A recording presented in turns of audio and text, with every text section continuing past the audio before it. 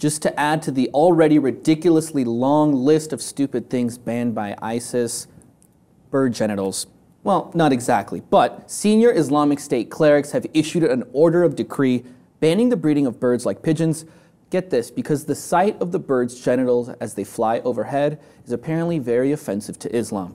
Breeders have been given a week to stop the practice, or else they will face punishments such as fines, prison time, even public flogging. Madison, I don't know about you, but this is ridiculous, and I'm not making this up.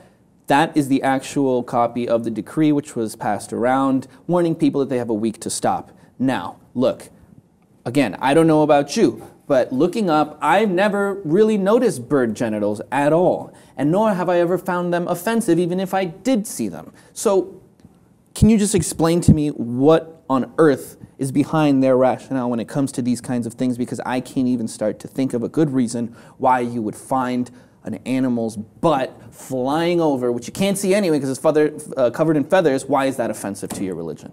Absolutely. I think, again, this is, control and power. It's ridiculous in so many ways. And, I mean, again, they're controlling the breeders, essentially. And, again, it's just to make people scared that they can put out any type of law and enforce it. I mean, it just really goes to show another example of just the scariness of, like, trying to really bring people down to the suppression.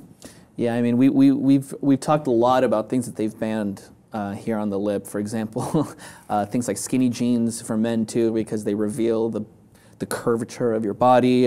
Smoking cigarettes, which I guess can be seen somehow as un-Islamic, although it's not. Even putting music on cell phones and playing that in public places. I understand that that's very annoying, especially if you're on public transportation. But again, why is it un-Islamic? I don't understand these very hypocritical interpretations that they have, whatever suits them, you know, because look, they have nothing against pigeons here. I want to say that. They don't want people breeding them because that will bring more pigeons in the skies and then making the skies much more un-Islamic by having bird genitals. I don't know, something that it just makes no sense. I don't even know where to start with this. But look, in the beginning of the year, 15 kids were abducted by ISIS because they were suspected of breeding pigeons. 3 of them were executed for it. The ones that were given back to their families had to pay obscene amounts of money, almost $2,000, which is an obscene amount of money here for that, even especially in the Middle East, in Syria and Iraq. That is a whole lot of money to pay for something as ridiculous as breeding birds. At first they thought, well, maybe it's because they're banning the birds because, well, they don't want these birds to send messages or be used to smuggle cigarettes, which is another concern of the Islamic State. But they came out with an official decree stating that it's because it's un-Islamic, given that their genitals are overhead and in a visible place.